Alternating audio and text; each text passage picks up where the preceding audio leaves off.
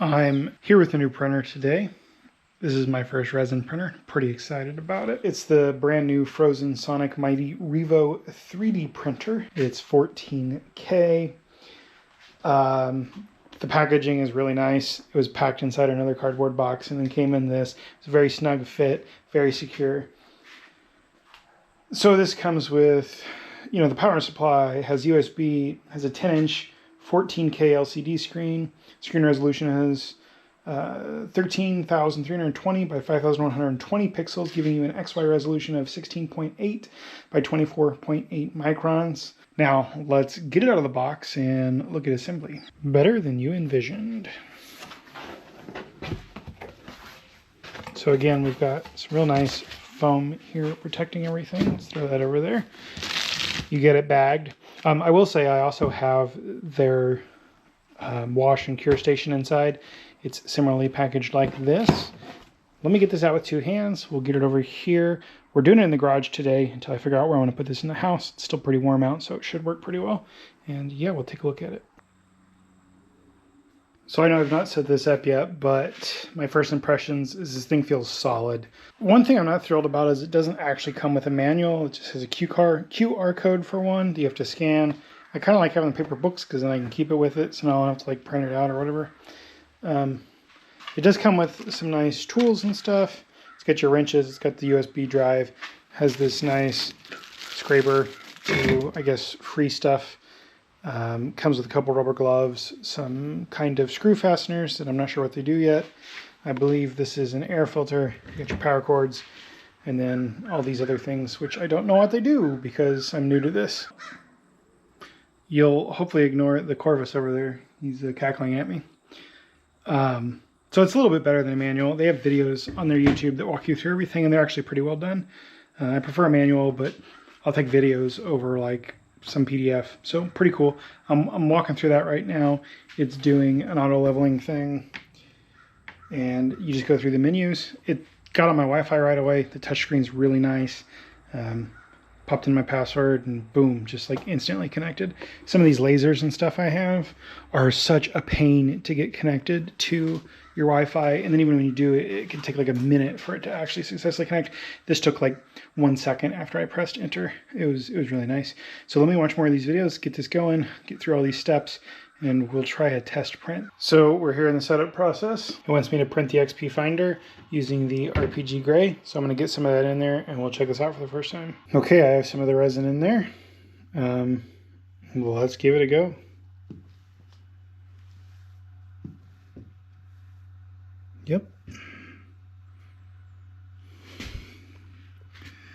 Yep. Here we go. So it's saying right now about 15 minutes. We'll come back in a little bit. We still have about 14 minutes left. It's at 1%. I'm gonna go ahead and get some ISO. I got 99% IPA that I'm gonna put in here, and we'll fill it up just enough to like do the washing on this stuff. Get this wash station going, which is also from Phrozen. And then once this is done and I've reclosed the lid, I'll move this box for a second. This is keeping sunlight out of the room as much as possible. The basement would be about the same lighting, so I'm just doing it here. And I'll get the curing station ready, put the plate on and all that stuff. That way we can cure this. And then once I have both of those lids shut, we'll move on to the next thing. I'm going to print like a little rook thing, I think. And then I'm going to try to do something a little bit more detailed. For now, we're just going to be using this RPG gray. I have 2 kilograms of this, so we should be able to play with it a little, kind of get the hang of things. To prepare for this, I just watched a few videos, and yeah, it seems simple enough. Seems like the difficult things with resin printing are 1, keeping the UV away, 2, making sure you cure it all the way. Well, 1.5 would be making sure you're cleaning it sufficiently, then curing it. And then the other difficult thing seems to be you don't want objects to be flat. You don't want large surface areas contacting the bottom of the plastic film that the LCD screen goes through. Because what happens is then it becomes a tug of war with the top thing. the build plate and that, because as it cures, it's curing to that plastic film, and then the build plate is pulling it up and detaching that bond, and then it does the next layer. So you want to kind of angle things if they have a large surface area, and then do support structures.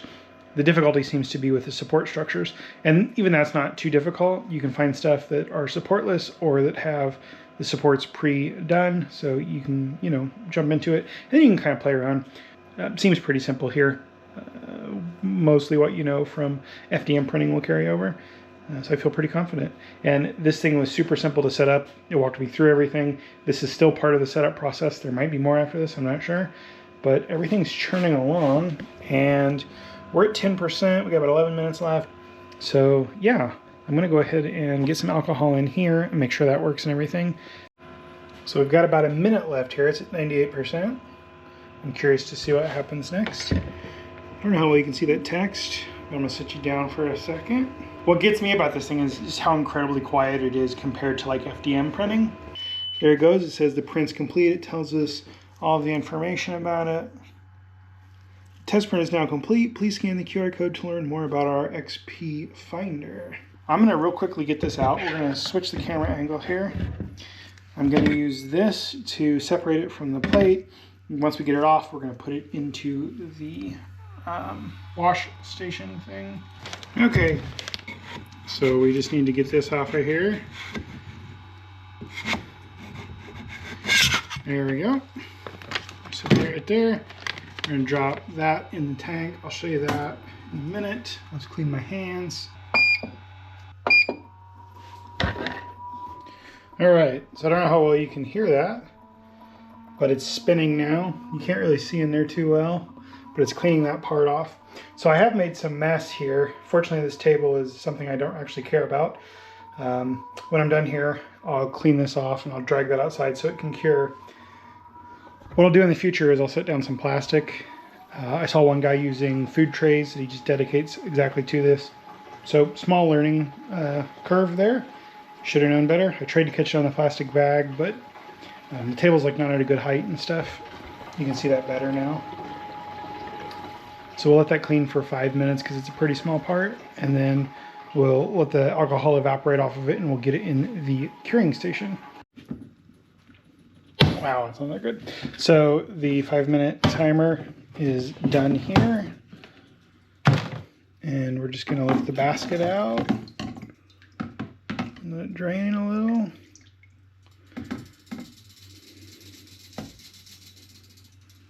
Sit it here for a second and grab our print with a new pair of gloves on. And yeah, so far it looks pretty good. We're just gonna set it on here. I'm gonna spin around here. I'm gonna set the camera down so I don't touch the lid with resin hand. I'll just let you sit right here for a second. Let's see. And that like that. So we'll just do it on the 30 that it's suggesting there by default. I don't think that's necessary for that small of a piece, but we'll go ahead and let it do its thing. I did just pause it for a minute. I had it centered on the plate. I noticed a little light strip right there, so I went ahead and moved it over. So the bottom is getting cured as well. I went ahead and threw my scraper in there too, since I had a bunch of resin on it. This way it'll peel off. So it's been 10 minutes. It looks a little tacky still. Obviously I don't want to touch it with my bare skin right now. So I'm gonna let it go for another 15 minutes and just go do something else, and then I'll come back and we'll check it again. I think it's almost there, but I just want to be sure. So I don't know how well you can see the detail here. Let me come over into some natural light, see if that helps.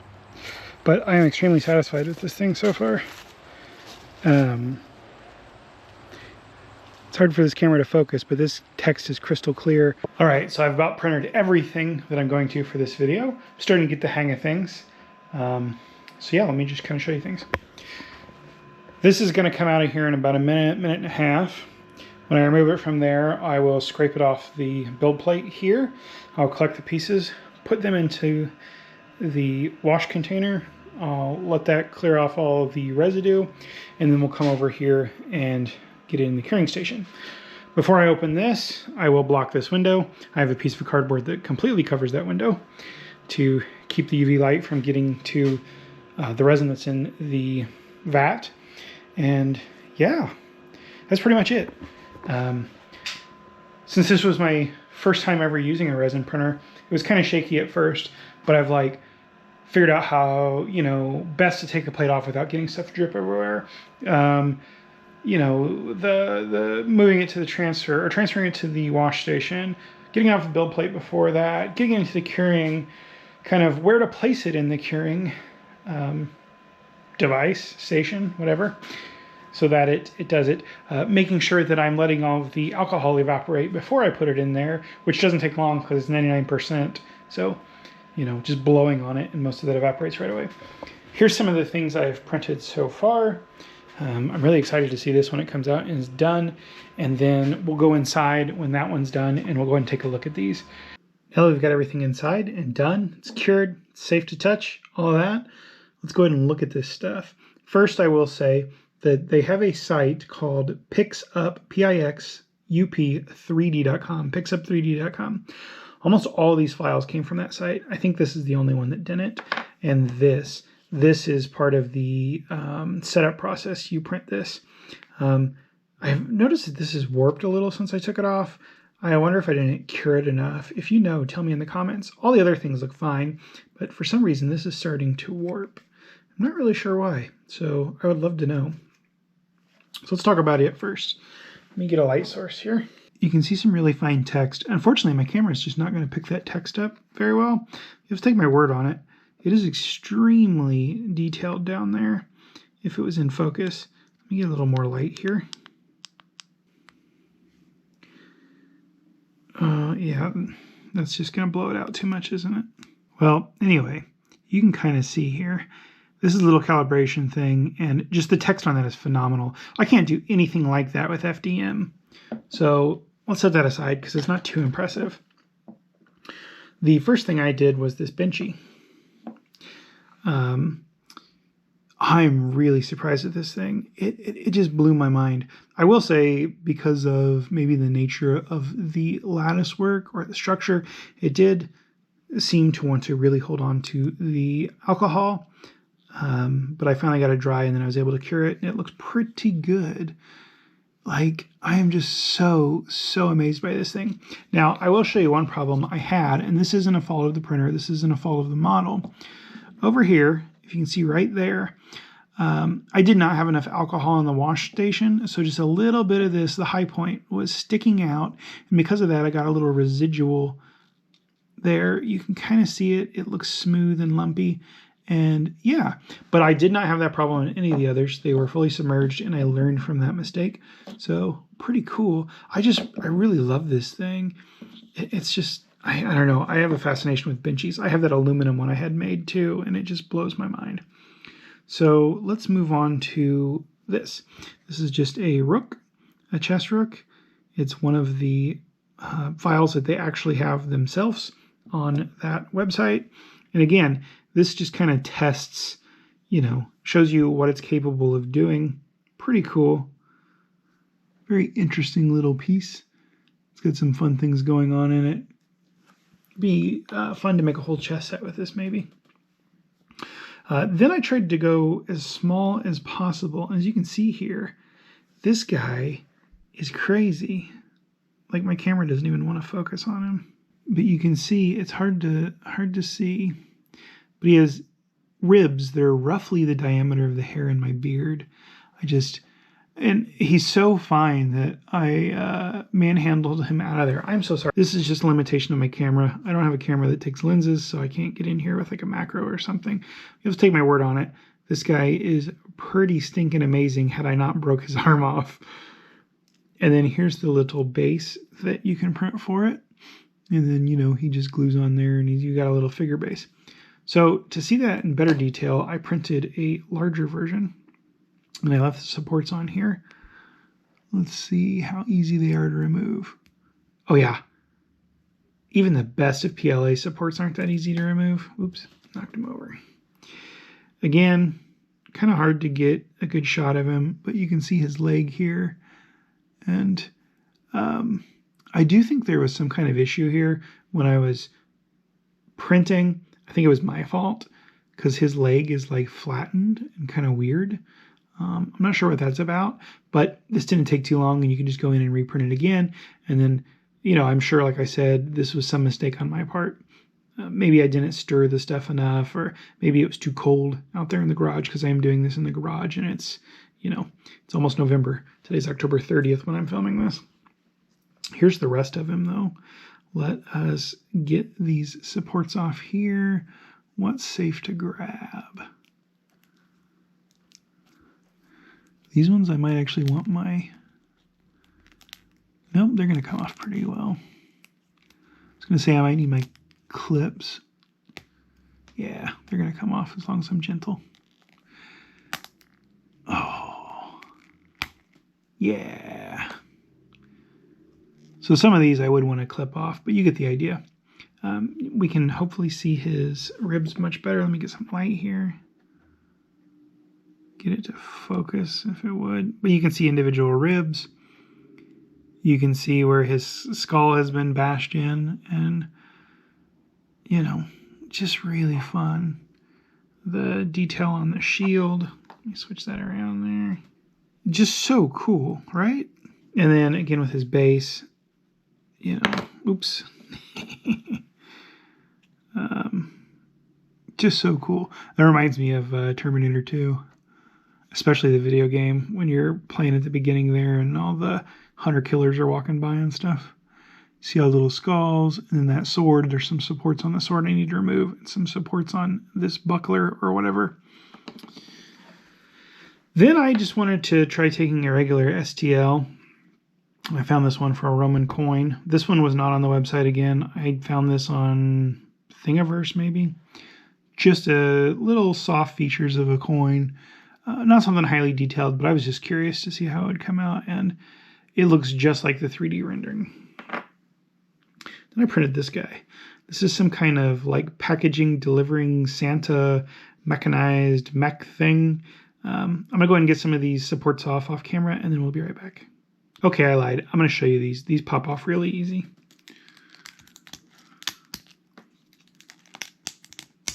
There we go. Sorry, I shook the camera there. Oh, you know, this is great. Let's see here. Starting to get the idea. I'm not going to pull all of them off just for time's sake, but well, maybe. And they're going to, oh yeah, there we go. So there he is. And then I've got like his head over here. Let me get some light. Yeah, it doesn't really want to focus. There's too much on the paper. But you get the idea. His head goes on there. And then there's this little package that goes next to him. You can remove the supports for that. But this thing is just crazy good detail.